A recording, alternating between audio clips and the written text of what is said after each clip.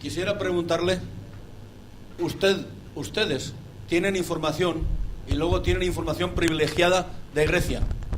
Yo quisiera simplemente el parecer suyo, porque el del País Valenciano es como una procesión, es muy pobre, muy simple. No es un país de lucha armada este País Valenciano, es de procesión. Entonces yo quisiera decirle a usted, preguntarle a ustedes, con la información privilegiada, ¿ustedes qué piensan?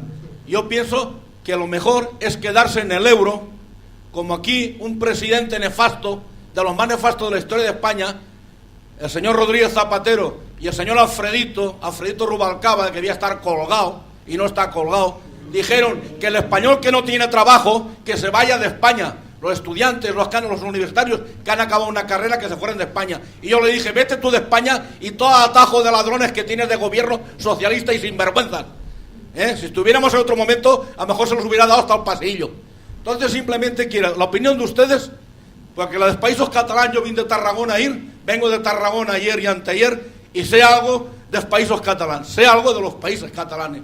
Quisiera la opinión suya, si es mejor quedarse en el euro, la suya, que es la que me importa. Y segunda, si ustedes ven alguna manera de que el sur de esa Europa, de tanto rescate de banco, que deje ese sur de Europa caer a los bancos, y si a ese sur de Europa le hace falta alguna rama, como tiene Euskal Ría, alguna rama en contra de esta gentuza, como tiene Euskal Ría, haría falta en ese sur alguna rama. No le digo nombres porque está en sus mentes la rama que tiene Euskal Ría, el País Vasco, en su territorio, desde hace muchísimos años luchando contra la dictadura. Entonces, esas tres opiniones. Sobre la posición de Syriza, mi posición sobre la cuestión de dentro o fuera del euro, ya he hablado. Estoy en favor de quedar dentro. Sí. He dado dos ejemplos. Hay un gran debate. He respuesto sobre la cuestión de la lucha armada hablando de la paz. Los griegos necesitan paz, adesso, por razones no teóricos, ideológicos, ma muy concretos, inmediatos, de necesidades inmediatas. Esta es mi posición. Hablar ideológicamente no es el momento. Hay cosas muy más importantes que el debate ideológico ahora. Es la sobrevivencia. Sí, gracias.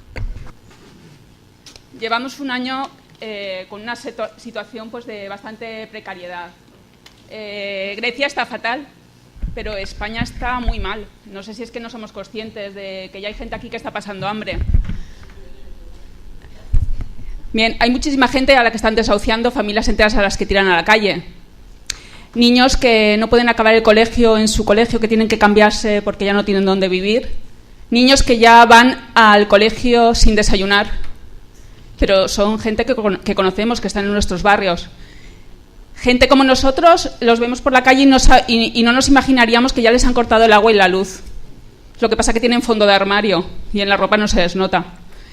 Entonces esto va a ir a peor, pero ya.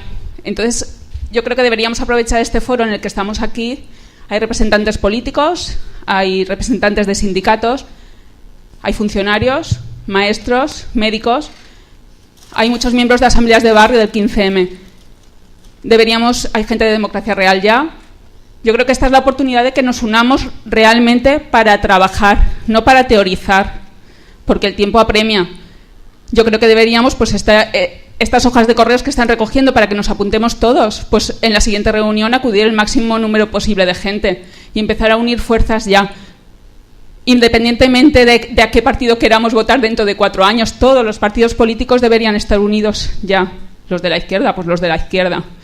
Y cada uno tenemos en nuestro colectivo diferentes ciudadanos a los que abordar. No es lo mismo los ciudadanos con los que podemos hablar, las asambleas de barrio, que son señoras y señores del barrio, que no saben ni lo que es el FMI, ni la deuda externa, ni nada de nada. Entonces tenemos que ir a situaciones muy concretas para hablar con ellos. No es lo mismo que el público al que se tienen que dirigir los sindicatos, que son trabajadores, o los médicos, o los partidos políticos, que aprovechen que tienen los medios de comunicación a su alcance.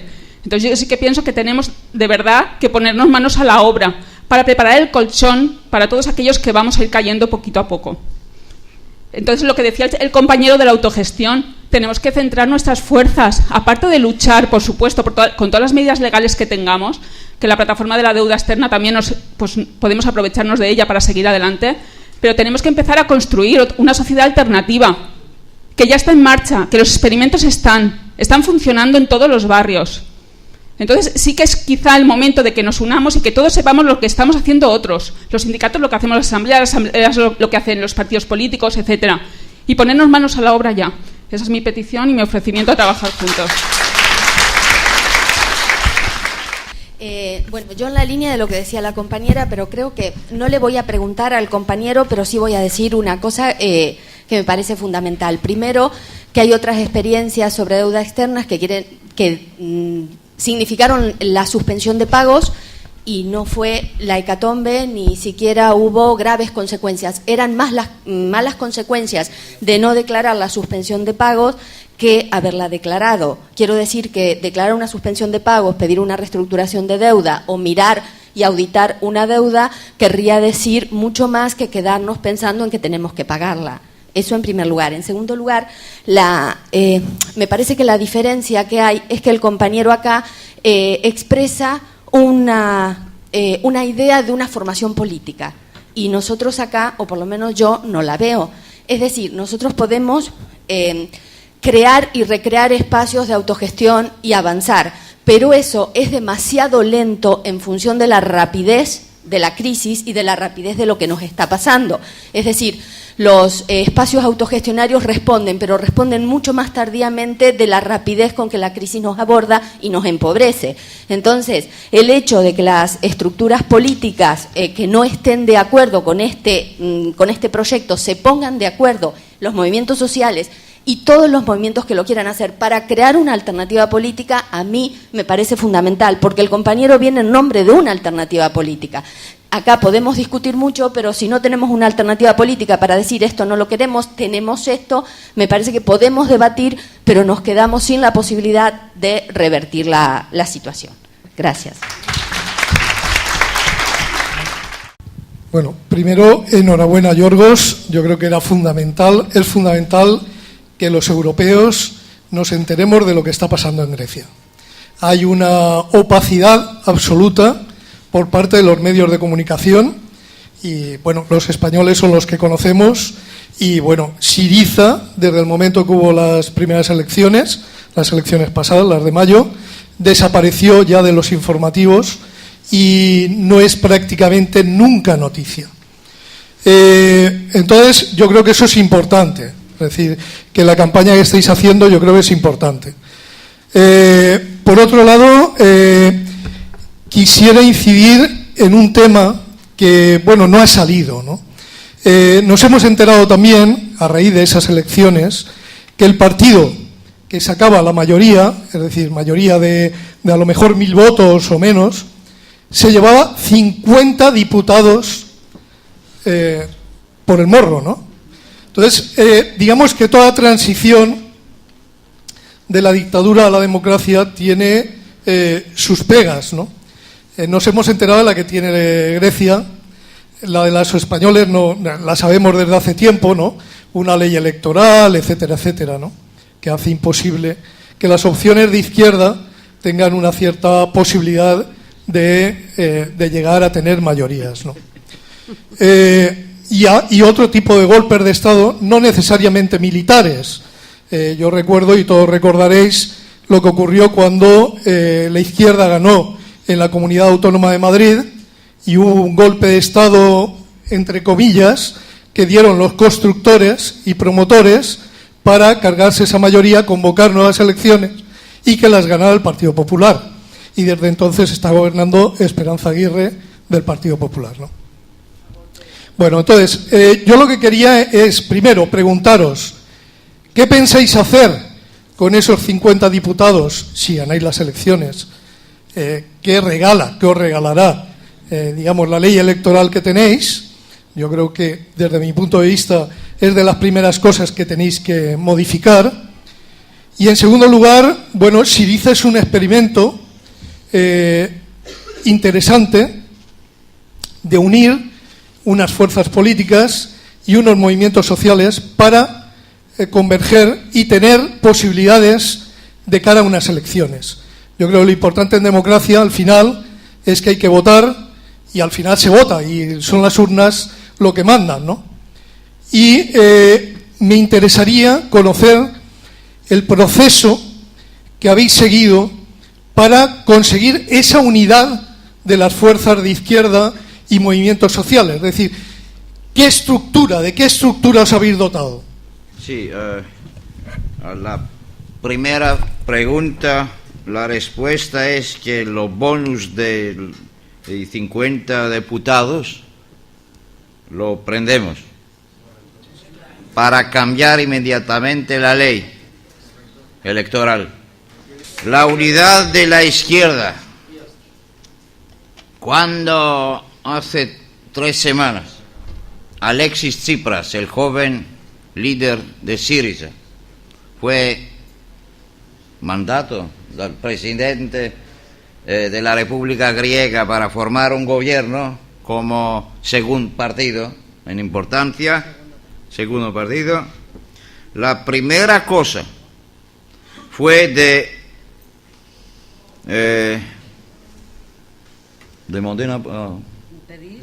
pedir un encuentro con la secretaria general del Partido Comunista Griego, ofrendo a esta señora camarada Aleka Papariga el puesto de primer ministro. La camarada Aleka no ha respuesto a la llamada telefónica. La segunda cosa de Alexis Tsipras fue de llamar para un encuentro con la coalición de extrema izquierda Andalucía sin diputados. El encuentro esta vez no fue como aquello abortito con el Partido Comunista, mas sin éxito concreto. El resultado es que la coalición de extrema izquierda Andalucía está perdiendo ahora más de la mitad de sus miembros, dirigentes, votantes, etcétera, etcétera, y se presentará a las próximas elecciones sola. Estos están dos ejemplos de las intenciones, de la prehistoria de las intenciones de Syriza, su nivel de la unidad de la izquierda. Personalmente, yo no estoy totalmente satisfecho, mas hay que admitir que como todo es que Syriza es la formación política la más unitaria, la más tolerante, la más enemiga del sexismo, de la homofobia, de los inmigrantes, del antifascismo, y que no se puede hablar de una imagen definitiva de esta formación política en continua evolución, porque sus posiciones finales están lo fruto de debates, de confrontos, de luchas, no solamente al interno de Syriza, pero sobre todo en el interno de la sociedad griega. Yo creo que la más grande virtud de Syriza es de estar en relación con la sociedad y no totalmente cerrado como otros partidos de la izquierda griega, pero no hablar de aquellos de la derecha.